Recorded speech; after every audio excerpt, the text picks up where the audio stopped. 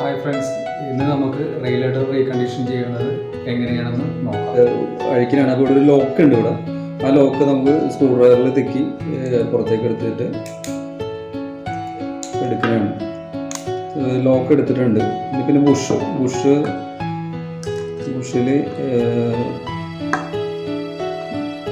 Balls ഉണ്ട്.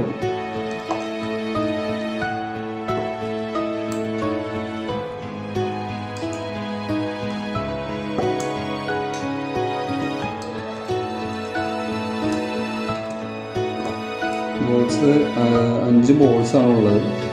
ഇത് ഊരിയിട്ടുണ്ട്. ഇത് ബുഷാണ്. ഇതതിൻ്റെ സ്പ്രിങ്, പിന്നെ ഇതിൻ്റെ വാഷർ. ഇനി നമുക്ക് ഇതിൻ്റെ നോബാണ് ഊരേണ്ടത്. നോബിന് അതാണ് ഗ്രീസ് ചെയ്യുന്നത്.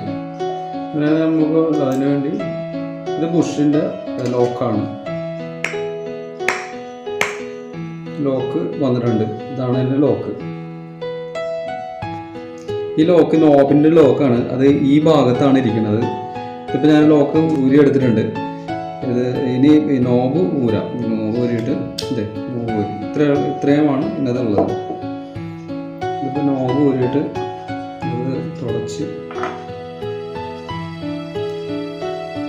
ഇതിൻ്റെ അകത്ത് കോട്ടൺ പേസ്റ്റ് ഇട്ട് ഇത് ക്ലീൻ ചെയ്യാൻ പറ്റും. ഇതിപ്പോൾ ഏകദേശം ക്ലീൻ ആയിട്ടുണ്ട്.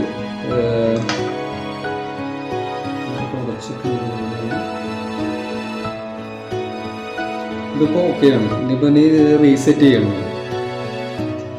നമുക്ക് ഇത് റീസെറ്റ് ചെയ്യാം. നോബ് ഇട്ടിട്ടുണ്ട്. നോബിൻ്റെ ലോക്ക് ഈ ഭാഗത്താണ്. അപ്പോൾ അത് ഇടുന്നതാണ്. അത് ലോക്ക് ഇട്ട് കഴിഞ്ഞാൽ വാഷർ ഇടുന്നതാണ്. അതിൻ്റെ സ്പ്രിങ്,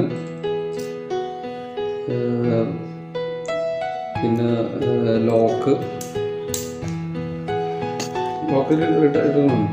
ഇടുന്നുണ്ട്. ഇനി എൻ്റെ ബുഷ് ഇടുന്നതാണ്.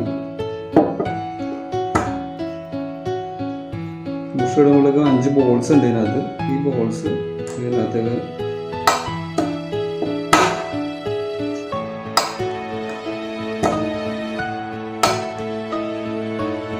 അഞ്ച് ബോൾസും ഇട്ട് കൊടുക്കുന്നതാണ് ഇതിനകത്ത്. ഇത് ഇട്ട് കഴിഞ്ഞിട്ടുണ്ട്. ഇനിയിപ്പോൾ ലോക്കാണ്. അതിൻ്റെ ലോക്ക് ഇട്ട് കഴിഞ്ഞ് ഓക്കെ.